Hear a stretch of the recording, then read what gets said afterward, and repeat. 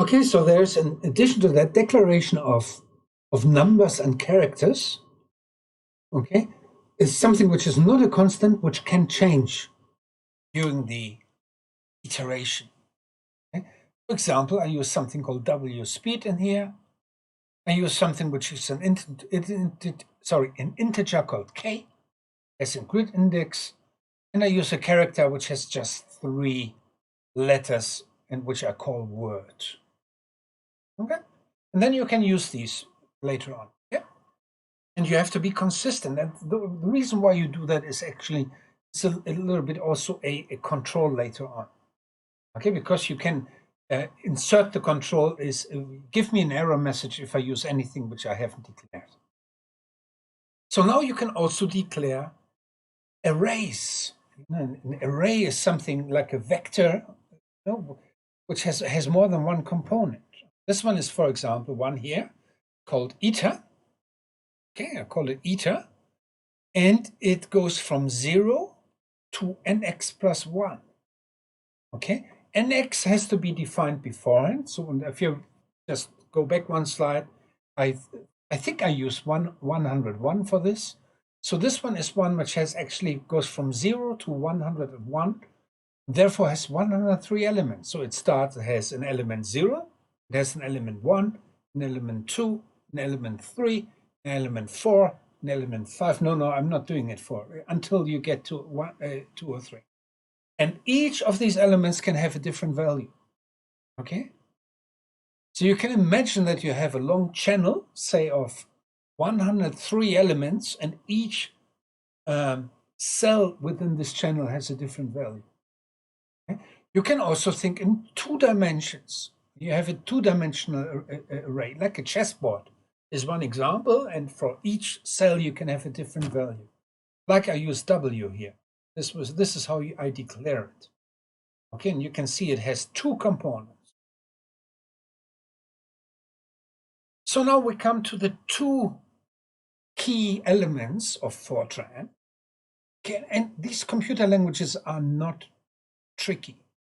They're very, very easy. They only have a few components, but you just have to make sure that you just be careful with the few things that you actually have.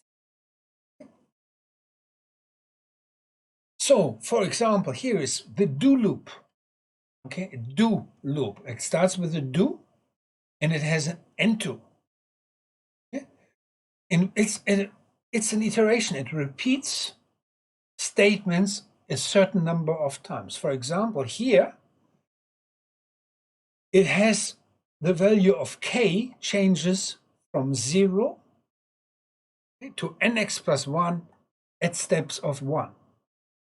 So this loop, if nx is, we said before, 101, so you have a 103 iterations, so it repeats this iteration 103 times, and every time it repeats it, the k actually gets a different value. Okay, and so now the second component are if statements. Okay, if k exceeds 50, and this is how you write it in the code. If k exceeds 50, then you allocate a value of 1 to the element of eta. Otherwise, you write else, you allocate a value of 0. Okay, and then you have an end if. So formally, there's no requirement to give to use these spaces as I show here, but it makes use just for visual clarity. It makes use to use spaces in the Fortran code, so that you can easily see when does a do loop start and when does it end, and also the if loop. Okay.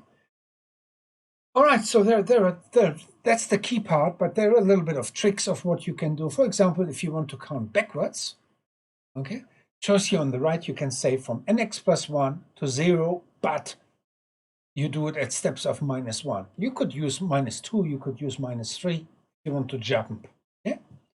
And you could say, okay, it's always 0, my eta, okay, unless if k exceeds 50, then you can just use a simple statement if, which doesn't have an end if, or so it's just one line, That's a simplified way of writing it.